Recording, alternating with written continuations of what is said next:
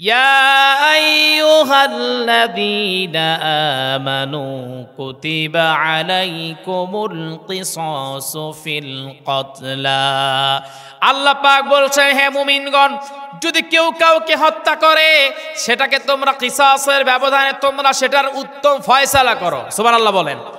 আমার ভাইরা আমার বন্ধুগণ এইবার মনোযোগ দিয়ে শুনেন ও রব্বে কারীম জানিয়ে দিয়েছেন এমন কথা ঠিক নবীজি সাল্লাল্লাহু আলাইহি ওয়াসাল্লাম দুনিয়ায় সেটার বাস্তবায়ন করেছেন। হযরত ওমর রাদিয়াল্লাহু তাআলা আনহু সেটার বাস্তবায়ন করেছেন। কেউ যদি হত্যা করে তাহলে হত্যার রায় কি হবে আল্লাহ যেহেতু জানিয়ে দিয়েছেন ওমর রাদিয়াল্লাহু তাআলা আনহু খলিফার মসনদে বসার পর সেটার প্রমাণও দিয়েছেন সুবহানাল্লাহ।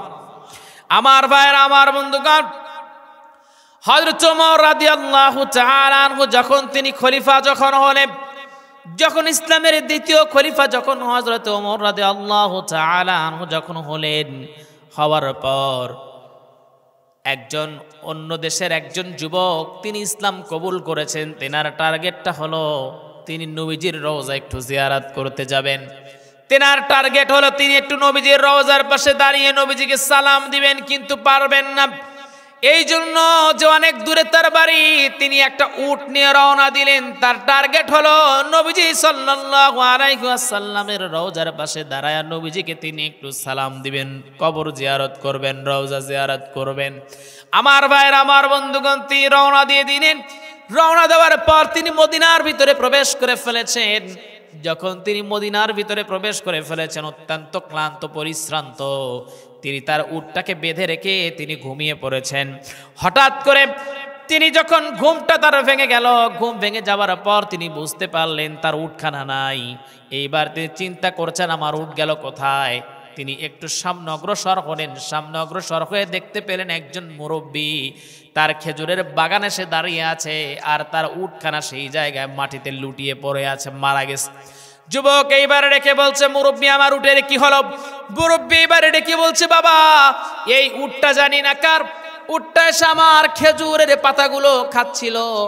আমি রাগান্বিত অবস্থায় ইট দিয়ে তার মাথায় ঢিল মেরেছি, মারার সঙ্গে সঙ্গে উটটা এই জায়গায় মারা গেছে। যুবকটা রাগান্বিত হয়ে গেলেন, কথা কাটাকাটির চলে এই যুবকটা একটা ইট তুললেন, সেই ইট দিয়ে বৃদ্ধর মাথায় মারলেন। মারা মাত্রই আল্লাহর ওই গোলাম সেই জায়গায় স্পট ডেড সেই জায়গায় তিনি মারা গেলেন।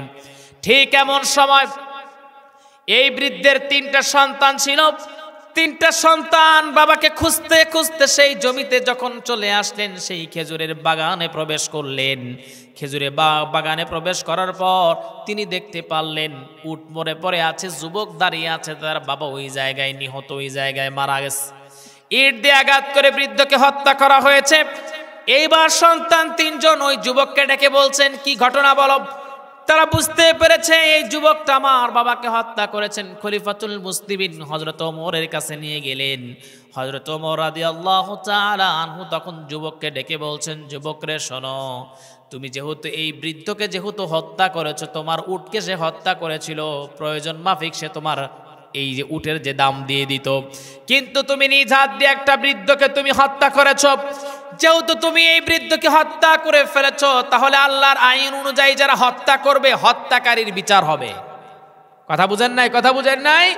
বিগত সালে আমার ছাত্র আন্দোলনে আমার ছাত্র ভাইদেরকে যারা গুলি করে করে হত্যা করেছে তাদেরকে আল্লাহর আইন অনুযায়ী ফাঁসির কাস্টে ঝুলাতে হবে। কথা বলেন ঠিক কিনা? কুষ্টিয়ার আবরার নাম শুনছেন? নাম শুনেন নাই বাবাজি? কুষ্টিয়ার আবরার রে পিটায়া পিটায়া বুয়েটে নির্মম ভাবে তাকে হত্যা করা হয়েছে। এই আবরার হত্যার রায় দেওয়া হয়েছে, কয়েকজনকে ফাঁসির কাস্টে ঝুলানো হবে, তার মধ্যে 2-4 জন পালায়া গেছে। আমরা জনগণেরা জানতে চাই এই খুনি দাগী আসামিরা কেমনে পালালো। আবরারকে যেমন করে পিটায়া হত্যা করা হয়েছে নৃশংসভাবে, আবরার হত্যার বিচার এই জমিনে করতে হবে। সবাই বলেন ঠিক কিনা?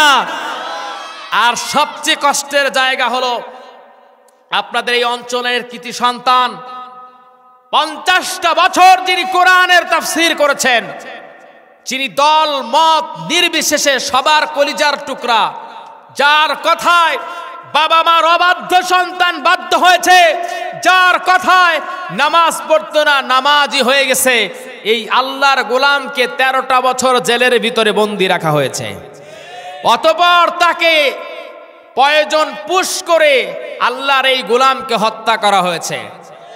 শুধু এখানেই ক্ষান্ত দেয় নাই, তার কবরকে পর্যন্ত পুলিশ দিয়ে পাহারা দিয়ে জিয়ারত পর্যন্ত করতে দেয় নাই। অতএব এমন নৃশংস জালিম ফ্যাসিস্ট যারা ছিল, আল্লামা দেলাওয়ার হোসেন সাঈদী রাহমাতুল্লাহি আলাইহির বিচার এই জমিনে করতে হবে হবে হবে। সবাই বলে ঠিক কিনা? কারা কারা বিচার চান হাত তুলে একটু দেখায়া দেন। আল্লাহ পাক আমাদের হাত কবুল করেন। আমরা সবাই একমত ইনশাআল্লাহ।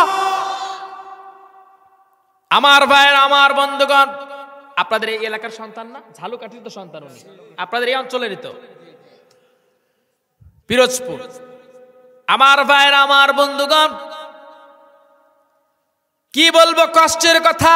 শহীদ কাকে বলে শুনেন। কথায় কথা চলে আসে। আমার মায়ের আপন একটা খালাতো বোন ছিল, মাঝে মাঝে আন্টির বাড়িতে আমরা যেতাম। তার একটা 2টা সন্তান ছিল, তার মধ্যে 2 নম্বরে যে সন্তান, সেই 2 নম্বর সন্তানটার নাম ছিল মাহফুজ। আমি ওর সঙ্গে মাঝে মাঝে গিয়ে মাহফুজের সঙ্গে খেলা করতাম, ক্রিকেট খেলতাম যখন ছোট ছিলাম। হঠাৎ করে 2013 সালে যখন আল্লামা দেলোয়ার হোসেন সাঈদী রাহমাতুল্লাহি আলাইহি যখন ফাঁসির রায় যখন দেওয়া হলো, আল্লাহর গোলামকে যখন ফাঁসির রায় দেওয়া হলো, তখন সে সেটা মেনে নিতে পারে নাই। পিকেটিংয়ে গিয়েছিল, হরতালে গিয়েছিল। আল্লাহর এই গোলামকে পুলিশ ধরে পিকআপ ভ্যানের উপরে তুলে বুট দিয়ে পাড়ায়া পাড়ায়া তাকে নৃশংসভাবে আহত আগে করা হয়েছে। প্রশ্ন করা হয়েছে, তুমি কেন আসছো? তিনি বলেছে, ছেলেটা ডেকে বলেছে, আমি এই জন্য আসছি, আল্লামা দেলোয়ার হোসেন সাঈদী রাহমাতুল্লাহি আলাইহির এই ফাঁসি আমি মেনে নেই নাই। সঙ্গে সঙ্গে তাকে জায়গায় গুলি করে হত্যা করা হয়েছে। আমার ভাইয়ের, আমার বন্ধুগণ, ও মারা যেদিন গেল, মারা যাওয়ার পর আমি মাঝে মাঝে যখন আন্টির বাড়িতে যেতাম, এখনো যদি আন্টির বাড়িতে যাই দেখতে পাবো আন্টির চোখে পানি, চোখের পানি ফেলে ফেলে। আজকে কতটা বছর হয়ে গেছে, 13 সাল থেকে 24 সাল পর্যন্ত আন্টির চোখের পানি শুকায় নাই। পাবনার নাম তো আপনারা শুনেছেন নাকি? পাবনাতে গেলাম, একজন লোক এসে আমার পাশে বসলো আর বলল, হাত ধরে, হুজুর শোনেন, আমার একটা কলিজার টুকরা সন্তান ছিল, আল্লামা দেলোয়ার হোসেন সাঈদী রাহমাতুল্লাহি আলাইহির ফাঁসি মেনে নেয় নাই, এই জন্য রাজপথে আন্দোলনে গিয়েছিল। আমার এই ছেলেটাকে ধরে, আমার ছেলেটাকে রোডের উপরে ফেলে দিয়া বড় ইট দিয়ে আমার ছেলেটার মাথাকে একদম থেতলে দেওয়া হয়েছে। আন্টির বাড়িতে গেলে মাঝে মাঝে আন্টি আমাকে বলতো, সাব্বির তুমি আসছো, আমার মাহফুজ কি আসে নাই? ও ভাইরা, এই সকল মা বোনদের চোখের পানি বৃথা যেতে পারে না, বৃথা যায়ও নাই। এখনো মাঝে মাঝে আমাদের কবরস্থানের পাশ দিয়ে রাস্তা, সেই রাস্তা দিয়ে যখন যাই, এই মাহফুজের কবরের পাশে একটা, কবরের ওপর একটা গোলাপ ফুল গাছ আছে। আমার ওই কবরস্থানে, আমাদের কবরস্থানের ভিতরে দেখলে বোঝা যাবে এত কবর, কিন্তু কোনো কবর জীবন্ত লাগে না। কিন্তু ওই মাহফুজের কবরের পাশে গেলে মনে হয় কবরটা জীবন্ত। তার উদাহরণ, তার ডকুমেন্টস আল্লাহ পাক দিয়েছেন। আল্লাহ পাক বলছেন, ولا تقولوا لمن يقتل في سبيل الله أموات بل أحياء عند ربهم يرزقون। আল্লাহ পাক বলেন, যারা আমার রাস্তায় শহীদ হয় তাদের মৃত বলো না, তাদের আমি রব্বে কারীম নিজ কুদরতি হাত দিয়ে তাদেরকে আমি খাবার দান করি। সুবহানাল্লাহ। তার মানে তারা কিন্তু মৃত না, তারা হলো জীবন্ত। সুবহানাল্লাহ বলতে পারেন নাই?